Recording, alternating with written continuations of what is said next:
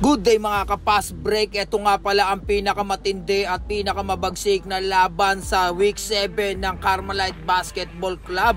Labanan ng number 1 at number 2 spot, ang Capricorn at ang Aris. Sino kaya magtatagumpay?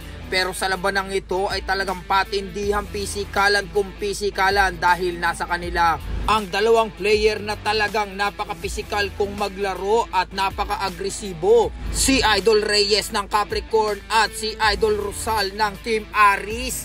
Talagang digmaan kung digmaan ang nangyayari. Hindi talaga matawaran ang labanan. Kung sino ang gustong magtagumpay ay talagang dapat matibay ang dibdib. Kaya nadadala rin ang kanilang mga kakampi na kung saan lahat sila ay nagiging agresibo. Kaya isa rin talaga to sa nagiging challenge sa mga kapwa officers ko at katulad namin na kung paano mamimaintain ang kaayusan at seguridad ng bawat team. Para sa aming mga officers naman ay hindi naman namin pinagbabawalan ang pagiging agresibo at gustong magwagi at magtagumpay sa labanan.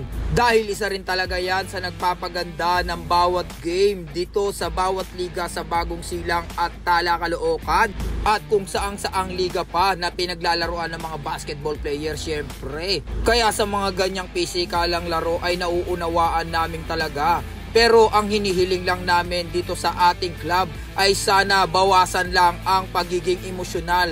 Dahil kung sobra-sobra ang pagiging emosyonal sa game ay nakakalimutan na ang paglalaro natin. Ang tingin natin sa ating nakakalaro ay nagiging kalaban, hindi kalaro. Kaya minsan ay nagkakaroon ng sadyaan. Ngayon kung nagkakaroon ng sadyaan, doon nagsisimula ang emosyon na hindi maganda. Kaya ang hiling ko sana mga idol sa mga player ng CBC, Carmelite Basketball Club, ay bawasan natin ang pagiging emosyonal sa game. Dahil ang sobrang emosyon ay hindi nakakaganda yan mga idol. Bukod sa hindi nyo naiintindihin ang mga nasa paligid nyo, wala na rin kayong gagalangin pag ganun ang nangyayari mga idol.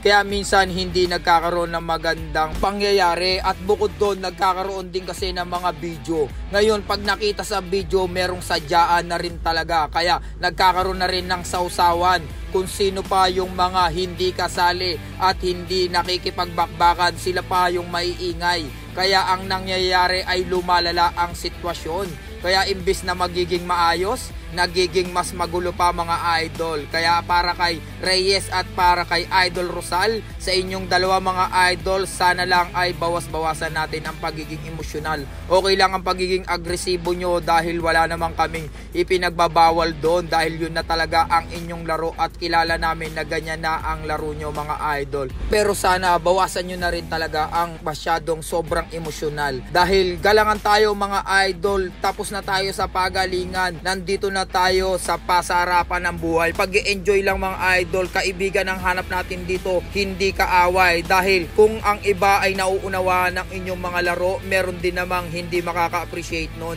at merong mamimisinterpret yun mga idol. Kaya sana magkaroon tayo ng mas maayos at kagalang-galang na laro mga idol. Lagi nyong tandaan na ang club ay club, samahan ng mga magkakaibigan, hindi samahan ng magkakaaway. Yun lang mga idol at sana pakiusap ko rin sa mga sawsawero mga idol. Sana bawasan din natin ang pakikipagsawsawan sa mga pangyayari, lalo na kung ang makikita sa video ay hindi naman talaga yun ang pinaka mga nangyayari. Kasi ang video mga idol nakatutok lang yan sa bagbakan. Pero sa mga talagang nangyari sa sitwasyon ng buong game ay hindi naman talaga nakikita yan mga idol. Katulad nga netong video ko mga idol, 4th quarter lang to at hindi talaga nakuhaan lahat. Oo, naging pisikalan ang labanan mula umpisa hanggang katapusan. Pero sa huli nagkasundo-sundo at nagkabati-bati rin naman. Yun din ang maganda sa samahan mga idol. Kaya sa lahat mga idol, enjoy lang sa bawat game na inyong mararanasan. Hanggat kaya pa maglaro